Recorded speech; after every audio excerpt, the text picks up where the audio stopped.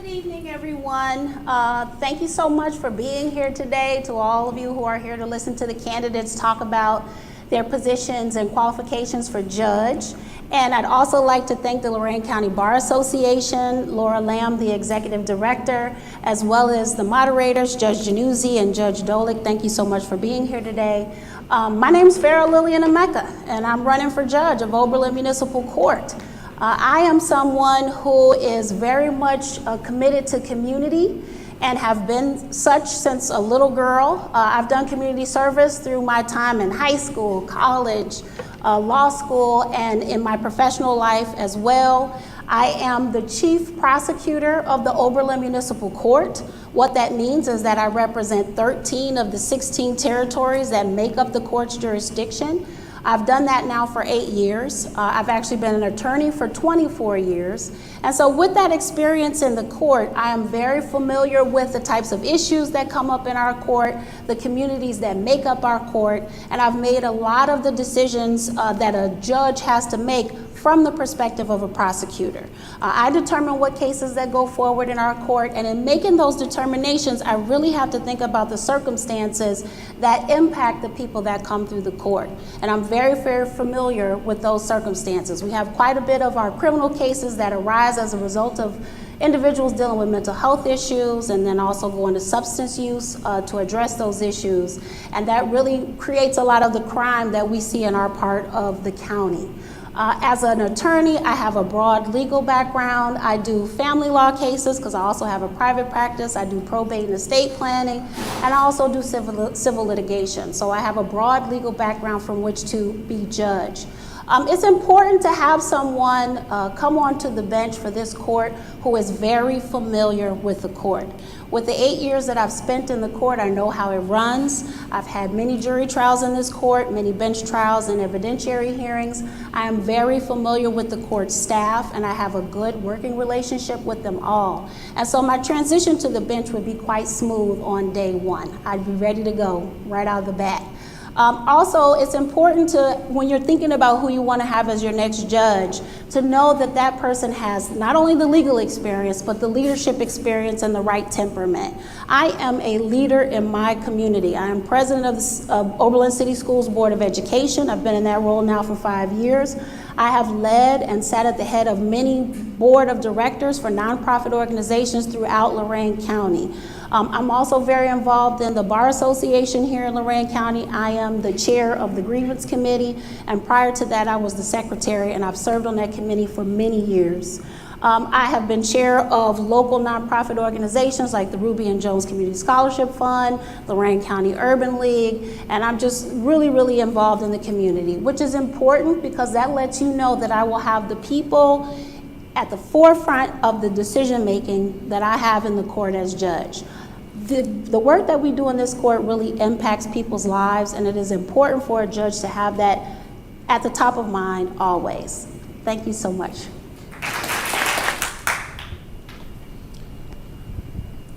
Thank you. I want to thank the Lorain County Bar Association as well as Amherst Marion L. Steele High School, which is my alma mater, for hosting this evening. My name's Richard Ramsey. I was born 3 blocks from here at Amherst Hospital. My office is about 5 blocks from here on Church Street. I was raised by a single mother from South Lorain. At age 11, I met the man who would become my dad. My parents, Rob and Tree Trace, are still Amherst residents. My wife is Helen Ramsey. She was born and raised in Lorain. She's a registered nurse with over 26 years of experience as a teacher of allied health at Lorain. With 26 years of experience, and she's also a teacher of allied health at the Lorain County JVS. We've raised 2 sons together, Matthew and Joseph.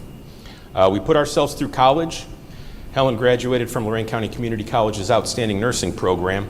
I received a bachelor's degree from Capital University and my Juris Doctor from Cleveland State University. And we are still paying on our student loans. I have owned and operated my own private law practice for about 22 years. As I said, we're located in Amherst in a historic building called the Ebbs Block. It was first the United States Post Office, but then went on to be the law offices of prior Oberlin Municipal Court judges Sanborn and Heberling. And I can only hope that that serendipity continues for me.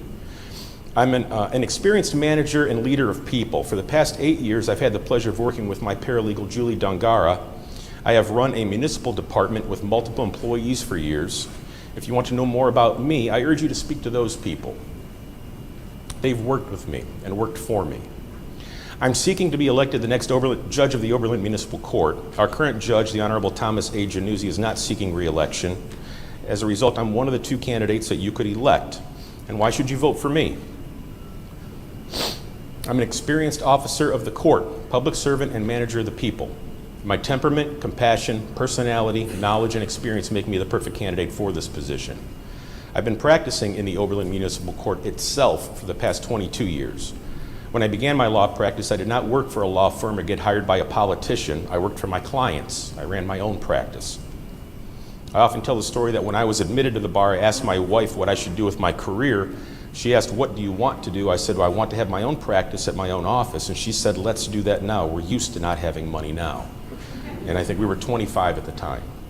I'm now in my 22nd year of practice. I began my career in the Oberlin Municipal Court by serving as a court-appointed criminal defense attorney. And for a time, I worked in that court nearly every day. I still have relationships with the people that work there, still in great standing with everybody, and I think that will continue. I've done a multitude of cases in the Oberlin Municipal Court, including felony preliminary hearings, trials in front of the judge and jury, domestic violence temporary protection orders, defense and prosecution. I filled in as prosecutor for the city of Amherst at times of misdemeanor offenses, probation violations, evictions, criminal, traffic, and civil litigation. My most recent trial in Oberlin was earlier this year. I'm a 3-term, duly elected city official. Oh, I'm out of time. I will get back to more later. So I'm going to start with you, Attorney Emeka. And the first question is, what inspired you to run for the position of Oberlin Municipal Judge? What inspired me is the fact that I care. I care very much about the community in which I live and the communities that make up the jurisdiction of the court. That is shown in the fact that I have served as a public servant for all of my legal career as a prosecutor. I have done the work in the community to handle cases that really help to keep our community safe and open for folks to live and grow and have businesses and all of the things that are important for our society to be an effective society. I also have the desire to be able to have an impact on my community in a different way. As prosecutor, definitely I've had impact in the cases that I've handled, but at a different stage in the legal process. Prosecutors handle things from the very beginning, whether you file them, continue to prosecute them, decide to go to trial, and maybe offer a resolution. A judge's authority really has a direct impact on people's lives. And so part of the reason why I'd like to serve as judge in Oberlin Municipal Court is so that I can have that direct impact, be able to be the decision maker in terms of sentencing and judgments and civil cases, and have say and impact over people's lives as to, how cases and the processing of the court will impact those individuals' lives. I also think that I have the qualifications and the temperament to do a good job at it. I think I will be fair, I will be impartial, and I will be compassionate in the role as judge. And I think it's really important to consider that when you're deciding who it is you want to have sit on the bench. You want someone, of course, who has the ability to understand the law and process the cases, but you also want someone who really understands the weight of the decisions that you have to make and the impact that will have on people's lives. You want to make sure you have someone who's going to take that very seriously and not just have, policies that don't take into consideration the case-by-case basis and the facts of every different situation that comes before the court. Attorney Ramsey, the same question. What inspired you to run for the position of Oberlin Municipal Judge? You want to switch? Might as well. Yeah. You started something. Hear that? The other candidates, Ms. Emeka started. No. Very good question. I've always been a bit of a government kind of nerd. I studied political science and public administration when I was in college. I knew I wanted to be an attorney, and I knew I ultimately wanted to be a judge at the end of that career.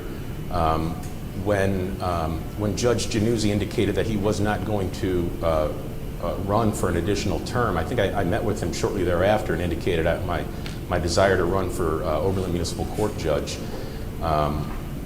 So that, I mean, you know, let me talk about last year. Last year I did run for a county-wide office, and I think at the time I knew that it would take 2 years to win in Oberlin. Quite frankly, the position last year was an open seat, and so given that I was campaigning anyway, I thought that it was wise to just try to put my name out there anyway to try to begin this campaign. But anyway, back to why this particular position. It's my community. As I said, I went to school here, born here. This is our community court. I've been. I didn't get to it in my open, but community service is something that was always important to me. I've always been the kind of attorney that's had interns at his office. I've always been involved in churches. I've represented churches. I've represented, charities. In fact, last couple of years, I just donated over $20,000 of legal fees to an entity called the Amherst, the Amherst Heritage House. I mean, Judge, you may even be aware of that sort of thing. There was some litigation involving a local piece of real estate that was, anyway, that we just tried to protect. I'll stop there, thanks. What personal attributes or qualities do you possess that you feel makes you the best polished, qualified to be the judge of Oberlin Municipal Court?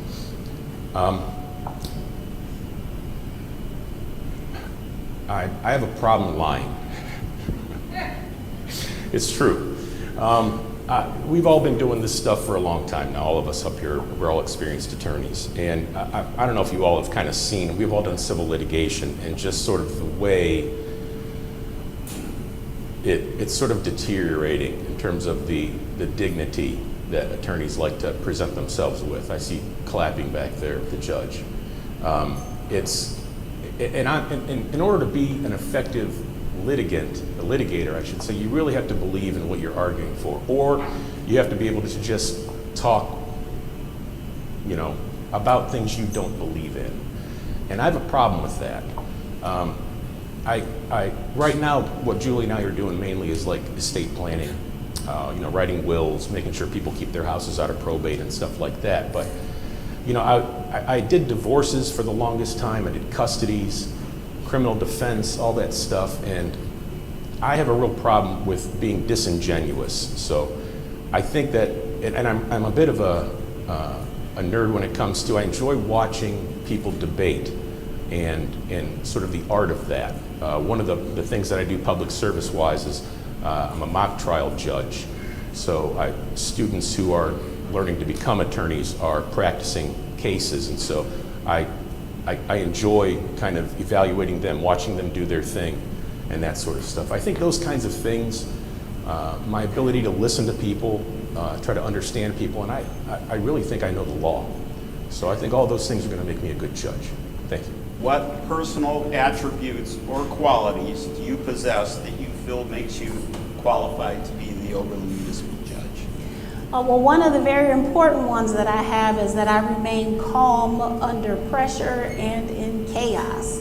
As a prosecutor for many years, I have faced a lot of different situations in the courtroom and outside, a lot of high emotion, a lot of reaction to statements or decisions that I've made, and I've learned how to maintain my center and my focus, and most of all, my respect for whoever it is that might be sitting across from me. So sometimes it might be the victim, sometimes it might be the other attorney, sometimes it might be a witness or someone, a family member. Learning how to maintain your composure when you are faced with a difficult circumstance. I've done that in my role as an attorney and as a prosecutor, and I've also done that in every other area where I have shown up and participated, particularly as president of the Oberlin City Schools Board of Education. Pretty regularly, we get some upset parents and community members, and I've kind of helped conduct meetings where folks have come in with anger and holding signs, and by the end of the meeting, they've been heard and they've calmed and actually come up and thanked me for the work that we and the other board members have done. So that's one of the big qualities that I have. I am a good listener. I'm also very much a talker, but I'm also a good listener, which is important because you really need to hear what people are saying. When you're sitting on the bench, there is more to what is happening there than the law. And there is an ability, I've learned from watching Judge Januzzi and being in the Oberlin Municipal Court, to actually be flexible and a little bit creative in how you fashion your bail and bond conditions, fashion your sentences. And so listening and understanding what's going on with individuals is a big part of that. And so that's another quality that I have. And then I've already said I have 24 years of legal experience. I am in the court where I want to serve as the judge and very familiar with the communities that make up the court's jurisdiction. What experience do you bring to this position that will make you the best candidate to handle employee issues and administrative duties? Yes. So actually quite a bit. I was a Cuyahoga County prosecutor for several years, and in that role, I was a managing attorney in the Family Law Division, and I actually oversaw the work of 15 to 20 assistant prosecutors. In that role, I helped to create the policies and procedures of that division and help implement those policies and procedures. I oversaw the work of those prosecutors and advised them on how to handle and prosecute their cases. I also worked and operated with the other stakeholders in the court to make sure that our cases were moving smoothly through the court system and not creating problems with the other folks in the court, so the judges, the magistrates, the clerk's office. So I know what it looks like to work with a whole organization, but also the other peripheral and other stakeholders within attached to your organization so that things run smoothly. I also have led, as I said previously, the boards of a lot of nonprofit organizations. As the president of the Oberlin City School Board of Education, the superintendent and the treasurer actually report to the school board. And as the president, I actually do their evaluations. I make sure that they are following the strategic plan and the mission and values of our district. I've done that a great deal as the chair and the president of different nonprofit organizations. I've overseen the implementation and the passing of budgets for small and large organizations a lot. So I have a great deal of leadership experience in that regard. And then in this particular case, I know the staff. I was in court last on Wednesday. I talk to them on a regular basis. I have a good working relationship with the folks in the clerk's office and the judicial assistant and the other folks that support the judge. And so I would have a good working relationship with these people that work in the court right now. And as a leader, I know what it takes to be able to work effectively with other people, to appreciate the work that they do, and to help encourage them to continue to learn and grow. I think I've been getting ready for this my whole career. I began my practice 22 years ago by hanging a shingle. I was the only one that did everything. What do they say? The cook and, dishwasher or whatever.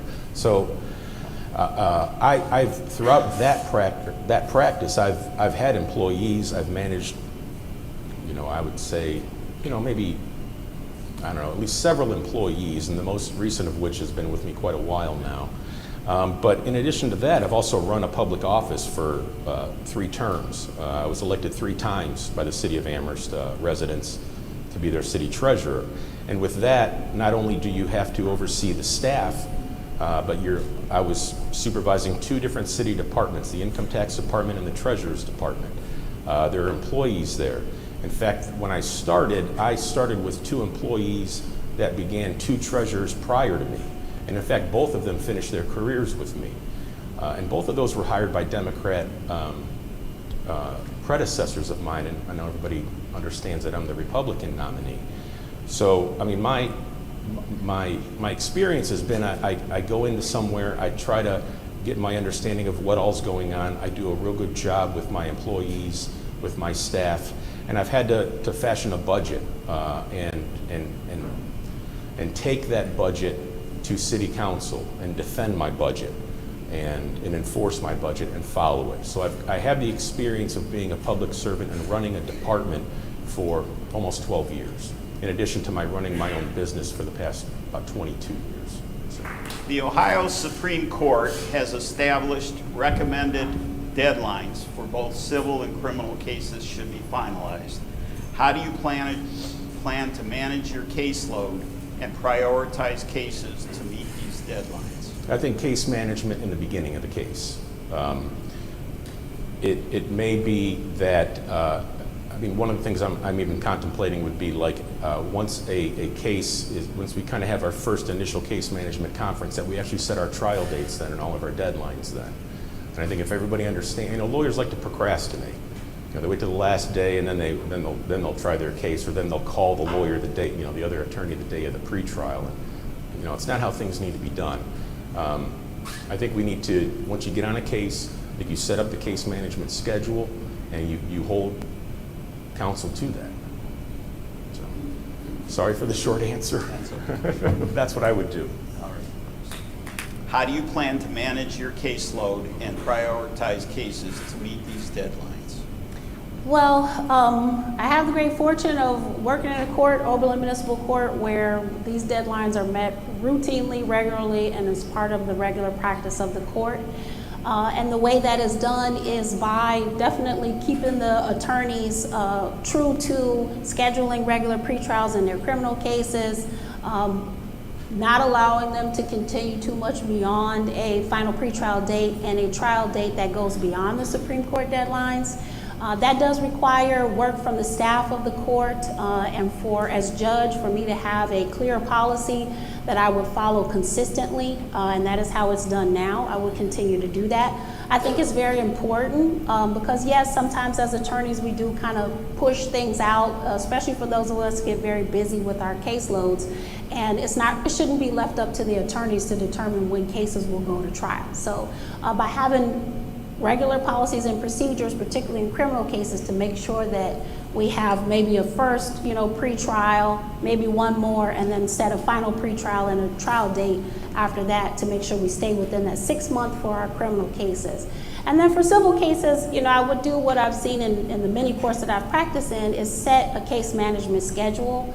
I know it's a municipal court, and so it might be a little bit different than what you would see in a common pleas court, but I think it helps for attorneys to just have all of those dates mapped out when they've already put it on their calendar and they're asking for these continuances. As judge, I can point out to them, well, we set these dates a long time ago and you were here with your calendar, and you really need to work around what we've already scheduled as opposed to requiring the court to work around your schedule.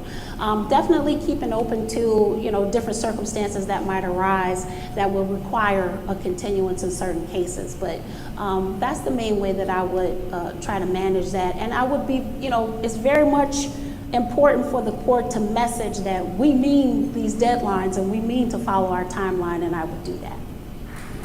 What is your view on the use of judicial precedent versus reinterpreting the law? Can you describe your judicial philosophy? So I definitely understand the Constitution as a prosecutor, and I would not mean to overstep the checks and balances that exist within our constitutional law. So I would not legislate from the bench. I would follow the rule of law. And in following the rule of law, I would look to case law in our local court of appeals and our Supreme Court to help me understand how to interpret certain statutes and the law as it is written. As far as judicial precedent, within your own court, you can set and do set judicial precedent. And so I would actually rely on my own decisions and the decision of the judges before me. There's a great deal of precedent coming out of a judge, with Judge Januzzi having been on the bench for 24 years, that I would rely on as well. I think it's important to follow the rule of law as it is written as judge. I think it is important, even if you don't necessarily agree with it, to follow it. It's important to follow your own judicial precedent as well as that which is set by the Court of Appeals and the Supreme Court. And I would certainly do that. I know sometimes judges step outside of that and folks go to the Court of Appeals and you might get a decision where it says, hey judge, you got it wrong that time. If that happens, I would follow that as well. That is part of the job. It is what I have done as an attorney for 24 years, follow the law, and as a prosecutor, enforce the law. So I would stay in my lane and definitely follow the precedent that is set and the rule of law as it is written. Thank you. I think it's simple. I think the role of the court is to ascertain what the facts of the case are and then apply the law to those facts. I don't believe in judicial activism as far as that's concerned, if that's where the question is going. For those that don't know, the way that authority works is we are in the 9th Judicial District in Ohio. We have the 9th District Court of Appeals. Whatever they decide on a case, if there's a case on point to the case that we might be litigating in our local court, then that is binding on us. We have to follow that. Now, there may be decisions from other jurisdictions that we might view as persuasive. So that's really what the question is asking for those that really aren't familiar with the law. And what I'm saying is just I would follow the law, in short. And I'm sorry I'm giving short answers. I'm not a real long-winded person. In fact, if I were judge, that's probably one of the things that I would impress upon my litigants is let's get to the point. So, thank you. As you are aware, the policy presently in the Oberlin Muni Court is that there are no closed-door meetings or pretrial discussions. Will you continue this process, or how will you discuss the potential resolution of criminal cases? I guess, what would you call it? I guess my style is more, this is kind of what I did whenever I took over at city, for the city job, is I don't really change much. I get in and kind of get myself where I can manage the current status quo. So in the beginning, I don't know that much would change. But what I would do is I would reach out to the local bar, especially the local criminal bar, and see what they prefer. Because I know I've done it both ways as a practicing attorney, and I've got, I suppose, opinions both ways as well. There's a benefit to doing things in the open. There's also a benefit to doing things in chambers where the attorneys talk about, because oftentimes here's what happens. It's not so much that they're cooking up backroom deals or anything, but it's more that the attorneys are talking about legal matters that might be a bit over the layperson's head. And oftentimes we as lay people, we'll argue a point to maybe our attorney, and we don't necessarily understand what the law says about this particular situation. And so sometimes there's maybe a benefit to the judge dealing with both counsel. Now both counsel will be in there, and they would be represented, or, so that way there's no what we call ex parte communicating with one side. That's a big no-no. So what I would do is I would probably, if I were to get in there, I would kind of maintain the status quo. I didn't see that, Brandon. How much time? I would maintain the status quo, but I would invite the local bar to give me some feedback as to how they would like to proceed going forward. Thank you. I would have to say that I would not continue the closed door process in our court. I would open chambers up to have certain discussions with counsel in trying to resolve cases. Most answers in the law is it depends, and so the circumstance under which I'd be willing to do that depends. I will say practicing in this court regularly and engaging with the bar, local practitioners that come through the court, for the most part, they would like to have an open door policy. And having been served and worked in other courts, yours included, I am familiar with what happens when you go into chambers to discuss resolutions. And one of the big things that folks are looking for in criminal cases in chambers is what type of sentence would my client be looking at or facing down if they accept this resolution that's being offered by the prosecutor. And so that's one of the types of conversations that I would have in chambers. And that would only be where there's a prosecutor and the defendant is represented. I would entertain having these discussions on the record, particularly where there's an unrepresented person and you really want to kind of memorialize what was said, because when you're dealing with someone who is not a lawyer and is a lay person and is pro se, you want to make sure that you kind of get down what was said in a recording. And then maybe certain conversations would happen in the courtroom without my presence as the judge, and not on the record between the parties to see if maybe they might be able to work things out. It all just kind of depends on what the certain circumstances are. But I think it's important as a part of the process for those open door in chambers conversations for defense counsel and their client to just understand what the consequences might be if they decide to resolve their cases. And so that's the reason why I would change that policy. And having worked in the court for 8 years, I understand what that means. As you know, Ohio law provides on a conviction for a second offense OVI a minimum mandatory 10 days jail. The only exception is if the court makes a finding that the jail is overcrowded, in which case the judge can order 5 days jail and 18 days house arrest. Would you permit 5 days jail and 18 days house arrest, even if there is sufficient space in the jail? If so, why? If not, why not? So I would not. As I said initially a couple questions ago, I'm going to follow the rule of law. As a prosecutor, it's been my training, it has been my goal to enforce the law as it is written. And it is my understanding, having practiced in this court for 8 years, and heard Judge Januzzi address on the record many times that our local county jail is not at capacity, it is not, it doesn't meet the criteria under the statute. If that changes, then I would take that into consideration. I think the law is written the way that it is for a reason. I understand over time how there have been movements to try to increase the penalties for OVI driving drunk cases, and I understand why that is, and I would honor that in the decisions that I render as judge. I actually had this case years ago with Judge Januzzi in Oberlin Municipal Court, and yeah, correct. If the statute provided, the overcrowded is a bit nebulous, but it's whether or not, I think the standard is whether or not they have sufficient room to take or accept the prisoner. And I filed that motion. This was when Sheriff Hall's predecessor was in office, and I think I received a letter back from them saying, yes, we're overcrowded, but we'll take anybody you send us.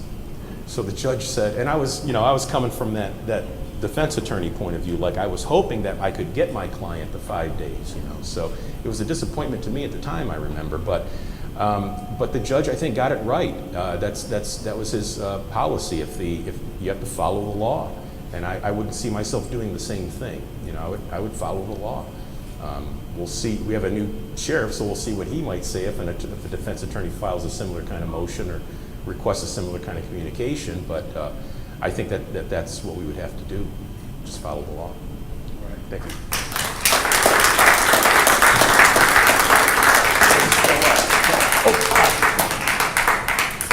As a follow-up to that question, would you consider creative sentencing terms to address defendants with issues with alcoholism or drug addiction? Yeah, that's important. I think when I was younger, like I said, we start. What happens when you're an attorney in private practice is you get on court-appointed lists.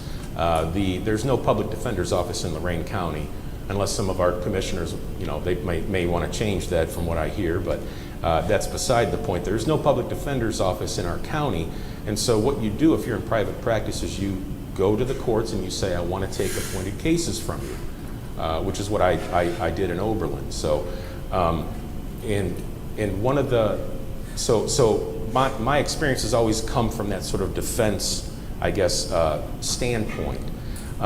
What I guess,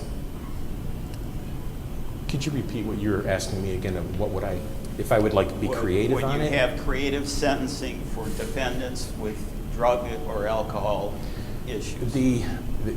I guess the creative thing is, I guess that's where I'm getting hung up, is because you do have to follow the law. And so I think what Judge Januzzi's position was for the 22 years that I practiced with him was, if we're not going to do a reduction just because it's somebody's, say, first-time offense, but we'll maybe reduce the charges if there's a legitimate legal reason. And I think that's important. Now, as far as whether or not it has to do with mental health or substance abuse, That's something that is important to me, and I think even when I started practicing way back when, I used to think to myself, why are we trying to solve what I would consider medical problems in a legal field? You know, substance dependence, for example, mental health. So I would be amenable to even looking into some kind of, possibly even a specialized docket for those kinds of issues. Perhaps mental health, perhaps even, I know that there's even some concerns about people with, oh shoot, I'm drawing a blank on the word. But just anyway, with mental health issues and substance abuse issues, I think that it would be kind of, you're gonna have to, I'm sorry, I'm out of time. You're gonna have to deal with those and those issues, those underlying issues, I think. As a follow-up to that question, would you consider creative sentencing terms to address defendants with issues with alcoholism or drug addiction? Yeah, that's important. I think when I was younger, you know, like I said, we start. What happens when you're an attorney in private practice is you get on court-appointed lists.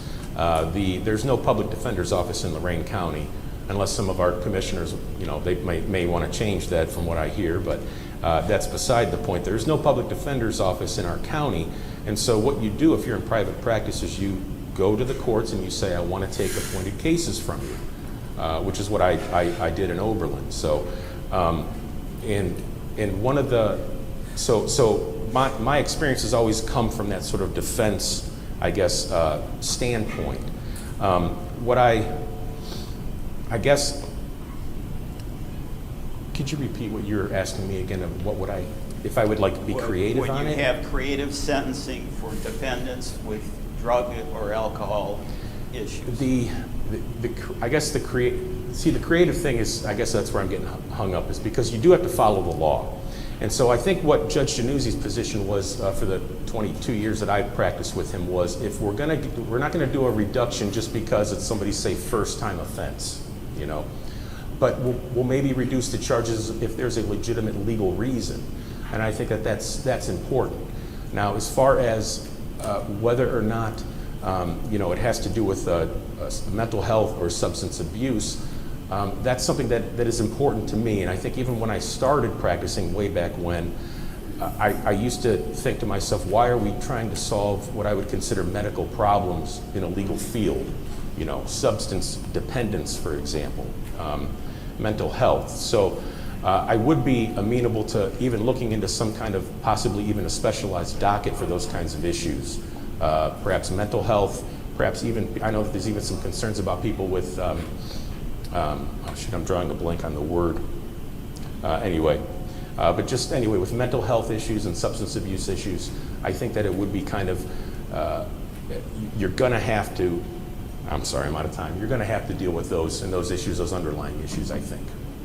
Again, as a follow-up to the previous question, would you consider creative sentencing terms to address defendants who have issues with alcoholism or drug addiction?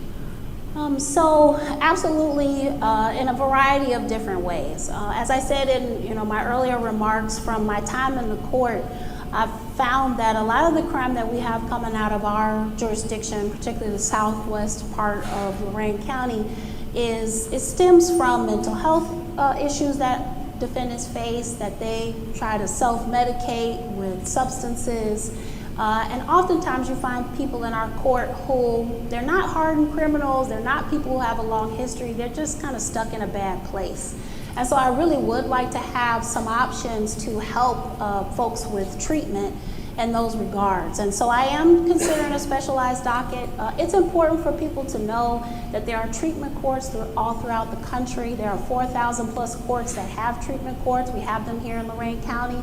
Over 150,000 individuals are involved in those courts annually, that they create a 58% reduction in crime, and that they save $6,000 in tax dollars per individual that goes through those types of specialized dockets. And so I think that's something that our court desperately needs. I think there are ways, from talking to our different stakeholders here in the community. I've spoken with Debbie Kelly, who is kind of the rural response outreach person for Rivian, about there are actually options for us to bring those type of treatment resources into our court short of a specialized docket. Because before I actually sit on the bench, I don't exactly know what ability we have to create a specialized docket right away. But I really want to try to bring some of these options to create kind of a creative sentencing option.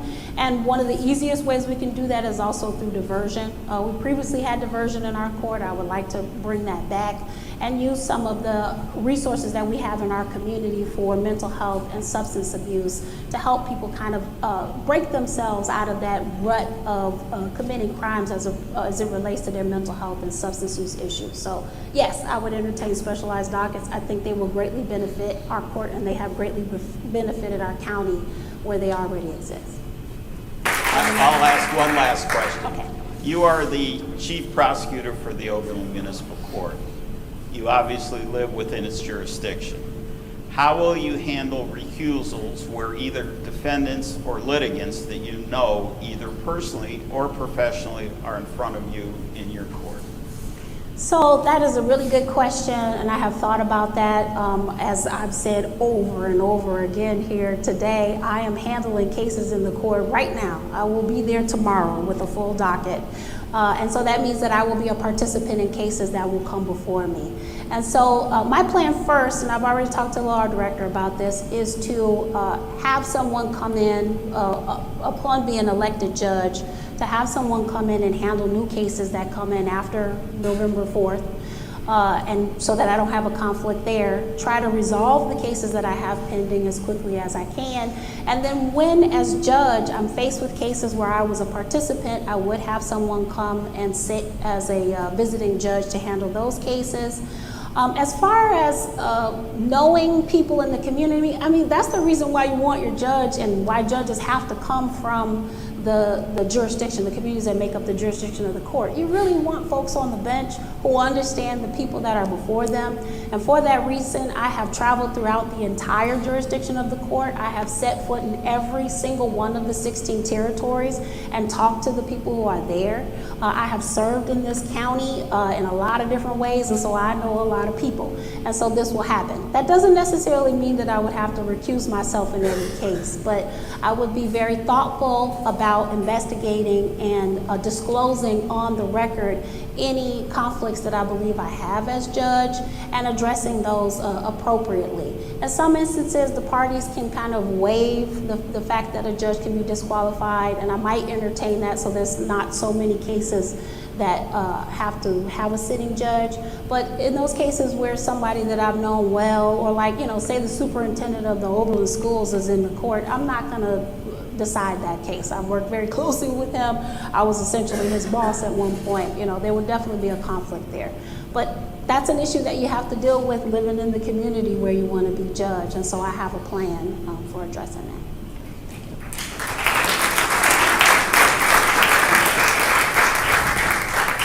As you stated, you are the Amherst City Treasurer. You obviously live within the court's jurisdiction.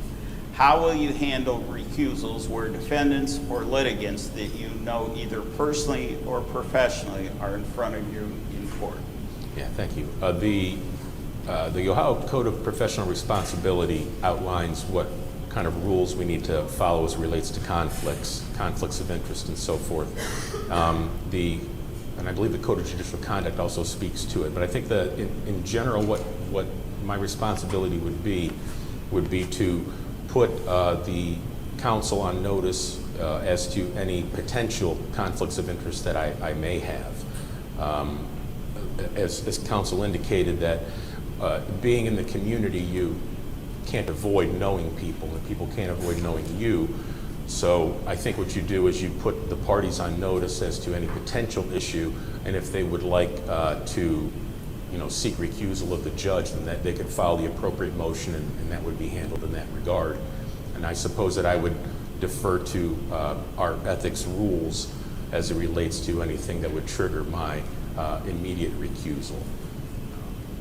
So, and it's true. I mean, to her point about meeting everybody and knowing everybody, there are lots of people that we've we've met in our careers, and there are many people that we've represented, and maybe even people that have been on the opposite side that there could even be a potential, maybe they're holding a grudge against us. You know, we are the kinds of, we are in that kind of profession where we don't make many friends sometimes. So I think that would be the bottom line, is put them on notice. If they think that there's an issue, I would certainly entertain that. Thank you. Thank you.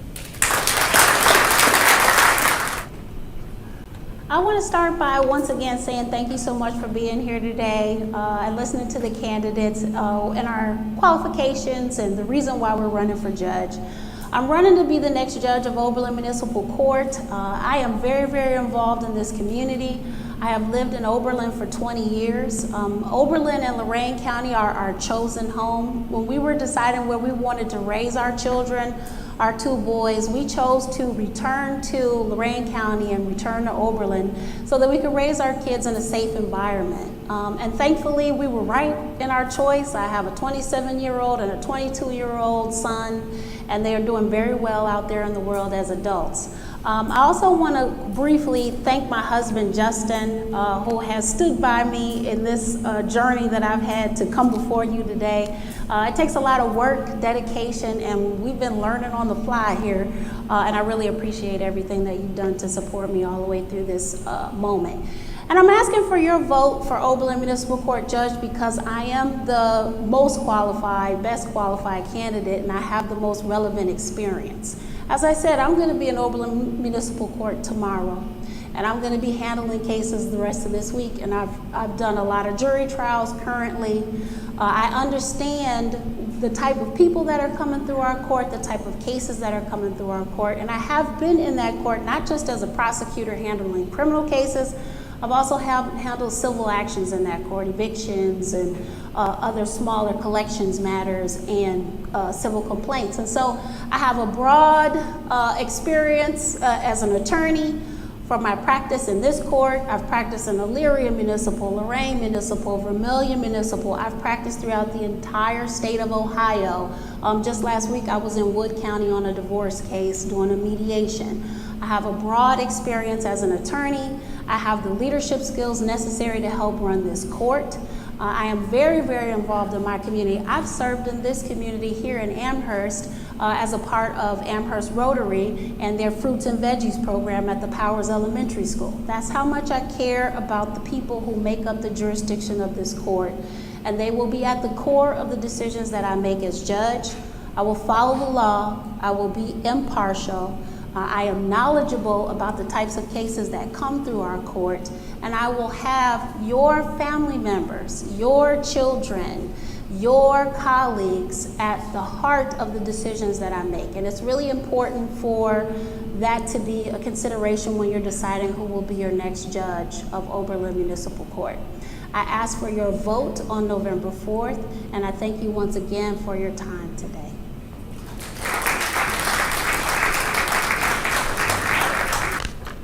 Thank you. I've spent my entire career preparing for this job. I grew up in this community. I know what's important to its citizens. I'm an experienced attorney and public servant. I have experience handling all of the types of cases that this court handles. I know the court, I know the people. I have experience running a government office, and I know how to manage people. People who work for me stay with me. Public service is important to me. Community involvement is important to me. The youth is important to me. I've had numerous interns. I've coached kids. I've served as a mock trial judge for years, which helps our young hopefuls to hone their craft. I've donated my time to various charities, including local churches and nonprofits. I'm involved in the community and have been for years. I believe in the United States Constitution and the Bill of Rights.